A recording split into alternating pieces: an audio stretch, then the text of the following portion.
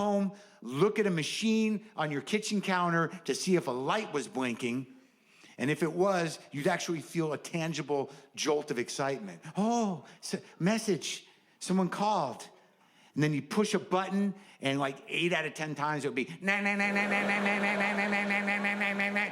Some of you don't even know what that sound is. Does that sound even exist in nature anymore? That was a sound on your machine if someone had hung up. Right? And if it went on long enough, you'd hear a voice go, if you'd like to make a call, please hang up and try. What happened to that guy? I don't know. Can't be a good story. And then if you got some of those, you'd spend like 10 minutes just wondering, like, who called me and hung up? That was the kind of mental time we had back then.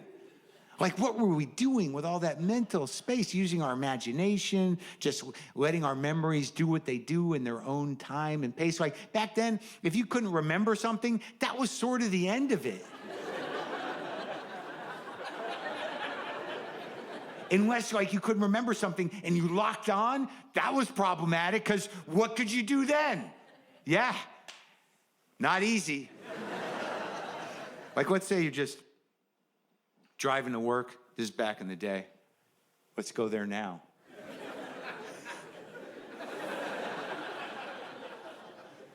You're just driving to work, maybe listening to a cassette in your in-dash player through some Jensen coaxials or triaxial speakers. If you had a lot to prove, you had a power amp bolted onto the floor. Maybe you're listening to a little Lynyrd Skynyrd's Second Helping. Not a bad band. Stop judging that band. Solid rock band. A lot of good records. Amazing double live album. You're misunderstanding that one song. Listen to it again. Listen to it again. Maybe you're listening to Lil Skynyrd's Second Helping. You know exactly where the tape is fucked up from that day it got stuck in the machine. That was a tough few minutes. Oh, shit. Come on, man. Come on. Oh, yeah. Get it out, get the pen out, roll that cassette back up, pop it back in the deck. Now you know, call me the breeze, baby. Oh, that was that day. That was a terrible morning. So you're just driving to work, enjoying the music, no cell phone to distract you, no internet. Maybe you're just eating some trail mix on your way to work. I actually am old enough to remember when it became okay to eat trail mix in a non-camping situation. Like, there was definitely a period in my childhood where you only saw trail mix in the camping section at the sporting goods store. And then I remember vaguely seeing a guy just eating trail mix in Life. And I'm like, dude, can you do that? Like, what? Just eat trail mix outside of a camping situation? Yeah, it's just, nuts and dried fruit, sometimes chocolate. But you're not camping. It doesn't matter. It's just nuts and fruit, sometimes chocolate. So you can just eat it any time? Yeah, you can eat it any time. Like, I kind of remember when they freed the trail mix. I don't know if there was a corporate push behind it or not, but I remember, like, hey, we can just eat this anytime. It's just, nuts and dried fruit, sometimes chocolate. So anyways, you're driving to work. Back in the day, maybe you're chewing on a peanut, and all of a sudden your brain just goes, oh, fuck. Who is Peanut Guy? We learned about him in elementary school. Peanut Guy, peanut butter, peanut oil, fucking Peanut Guy. It's like 3 names. He's an inventor, a scientist. God damn it. Why can't I remember Peanut Guy? And that was sort of your day. Like, you did other things, like you go to work, but every couple hours you're like, fucking Peanut Guy. And there was nothing you could do. I mean, you could ask a coworker, dude, do you remember Peanut Guy? We learned about him in elementary school. Peanut butter, peanut oil, inventor, scientist, 3 names. I can't fucking remember it. You gotta calm down. Why are you yelling? Just, do you know or not? I don't have to talk to you if you're gonna talk to me like that. Well, why don't you go fuck yourself? Why don't you just say you don't know and fucking piss off? Then you go to lunch from work, take a lunch break, go eat a sandwich. It's all you could do, eat the sandwich. Watch other people eating sandwiches.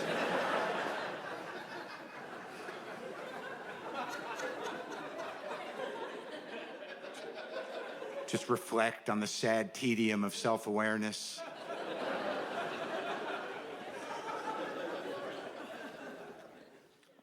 Go back to work. Fucking peanut guy. Maybe call a friend from work. You're not even supposed to use the phone. Dude, are you there? Pick up. It's me. Are you there? Pick up. Fuck. Where the fuck are you, man? It's me. Do you remember Peanut Guy? We learned about him in elementary school. Peanut Guy, peanut butter, peanut oil. 3 names, a scientist, or inventor or some shit. Fuck. I can't fucking remember Peanut Guy. I'm not even supposed to be using the phone. Where the fuck are you? Who the fuck was Peanut Guy? It's Mark. I'm okay. Call me back when you get there. Well, call me back later. I gotta go. Then you leave work, drive home, listen to the cassette. Sweet Home Alabama. Happened twice. Probably should get a new tape, new deck, something. You get home. Oh, messages. The machine's beeping. I hope it's not a hang-up. Beep. George Washington Carver, man. It's George Washington Carver. Dude, are you okay? I got your message, and you sounded so freaked out. You sounded crazy. And I didn't have anything to do today, so I'm at the library right now. If you need me to look up some other stuff, I mean, you just sounded really crazy, man. Are you there? Are you okay?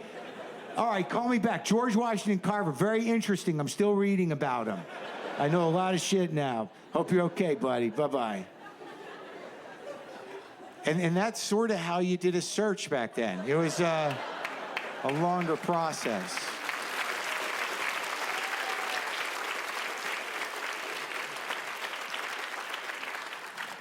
So, all right. I've got this big idea as a Jew, as a heathen Jew, as a godless Jew. I feel like I want to try to honor my legacy and sort of create a story. Like, I think that most grown-ups know that the story of Jesus is a story. It's a biblical story. It's not journalism. And I just thought maybe it'd be nice if I could try to construct some prophecy, because it's sort of my birthright as a Jewish writer of sorts. I'll get to it, but before I do it, I just want to say, I don't want to judge anyone's beliefs. I don't want to mock the myths that define anybody, but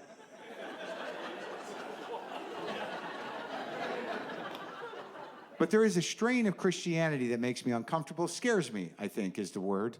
And those are evangelicals. They scare me. And I'm not punching down. I think there's like 90 million evangelicals and about 8 million Jews. And I hate to give those numbers out because, yeah, it's possible. So, nice uncomfortable laugh. That was very well handled. But evangelicals, and I'll tell you, if you're in here, I'll speak directly to you because this is a safe space. I'm scared. I'm a little scared. Yeah. Because I didn't realize this until recently, and it's logical, but I didn't put it together in my own mind in quite the way I have now, which is that in order for Jesus to come back, the world has to end. It has to. So that means there's about 90 to 100 million people that are pretty excited about it. And that's kind of problematic to those of us who don't fucking believe that shit. Right? And a lot of those people are in legislative positions. And I'm sitting there thinking like, wait, what's happening? Is there any way they're crafting policy to accelerate the prophecy? Yeah, think about that for a second. Not exactly humorous, but powerful. If you walked up to your state senator or maybe a congressman that was an evangelical and they were honest and you said, I'm a little concerned about global warming. It seems like humans are causing it. We need to do something about it. It's happening quickly. They would say, not quick enough, to be honest with you. We're trying to get the flying Jew back. We got coal going. You know, it's happening. We're deregulating as fast as we can. We're going to make this shit happen. Problematic, correct? There's a dovetailing of late-stage capitalism and Christian end times prophecy that's a little fucked up. And I'm sorry, I don't mean to put this on you, but I'm assuming that the horrendous greed monsters that don't give a fuck about anything are just hedging their bets. They don't believe the prophecy. In the back of their head, they're thinking, hey, if it turns out to be true, we still got the meek, right? They can build the domes. There's a lot of jobs in a burning sky. All right. Let's go. I'll take another angle. What's wrong with Mike Pence's face? Have you looked at Vice President Mike Pence? He's got a sort of a knot of a face, a tight little face with dead eyes floating in a big head. What's going on with that face? I don't know exactly, but I'm pretty sure it's shame-based. I don't know exactly what it is, but when I look at Mike Pence doing anything, all I see is a man standing there thinking, don't think about cock, don't think about dicks. I don't want a dick, I don't want to suck a dick, I don't want a dick in me. No dicks for Mikey. Jesus. I want Jesus. Jesus died on a cock for me, and that's who I did it again, Jesus, I'm sorry. Jesus is in my heart, not cock. That's what I think's going on with Mike Pence's face. I think it's trying to retreat back into his head, away from all the dicks he sees coming at him. He's got a fairly rare condition called inverted gay face. And I really believe that if Mike Pence sucked one dick, his face would pop out, and we could all be less nervous if Trump doesn't make it through his first term, because Pence is a scary Christian fascist person, and he's probably worse. Now, I know I've gotten some pushback from the LGBTQ community about characterizing a homophobic, gay-hating man as being secretly gay as being wrong, because it diminishes the fact that they're dangerous human beings and they're horrible. And I take that to heart, and I hear you, but I think I'm right about Pence. Now, let's switch back to the story, the prophetic story, which is my hope, and you know where I'm coming from. And this is going to hurt some people, but you can take it. It's going to land kind of bad. It's funny, but it's going to hurt going in. My hope on the last day of the planet Earth, on Judgment Day, when the sky is on fire and everyone can't breathe at the same time. We're all looking at each other with the same dumb face. And no one can help the other person. And, water is rising out of nowhere, and there's just no filter between the sun and our skin anymore, and our flesh is just starting to burn. It's a bad day, folks. Ugly. But it's coming. And my hope on that day, in my heart, is that Jesus doesn't come back. Okay, look, I know it's a small victory for us non-believers, but I think it'll be worth it. I think it'll be worth it to be standing in that water and be able to high-five the guy next to you. I knew it, man! I knew he wasn't coming. You owe me $20, fucker. My face is burning!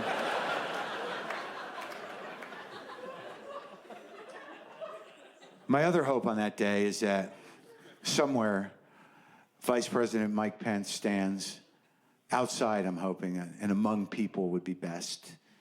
He's in the water, trying to breathe, hurting like the rest of us, and he realizes what's happening. And out loud, to no one in particular, he just says, I should have sucked a cock.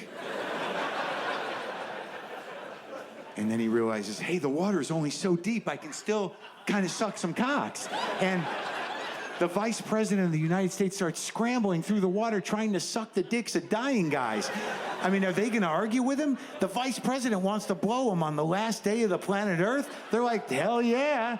So he's fucking jerking guys off. He's sucking dicks. He's having the best time of his life. He didn't know it would ever happen for him, and it's happening. And it's happening hard. Yeah. The VP's got a dick in each hand. He's got one in his mouth. And then Jesus comes back.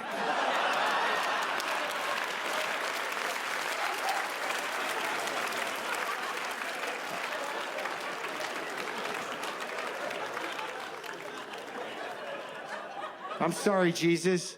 I'm sorry, Jesus. Please forgive me, Jesus. Please forgive me, Jesus. I know this looks bad.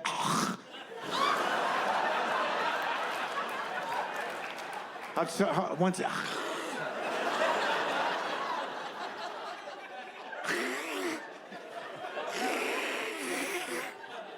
I got it. I'm sorry, Jesus. I'm sorry, Jesus. Please forgive me, Jesus. Please forgive me. And Jesus is just hovering over Pence. He's being held by Iron Man. They're both back, man. They're both back, baby. And Jesus looks down at Pence and he says,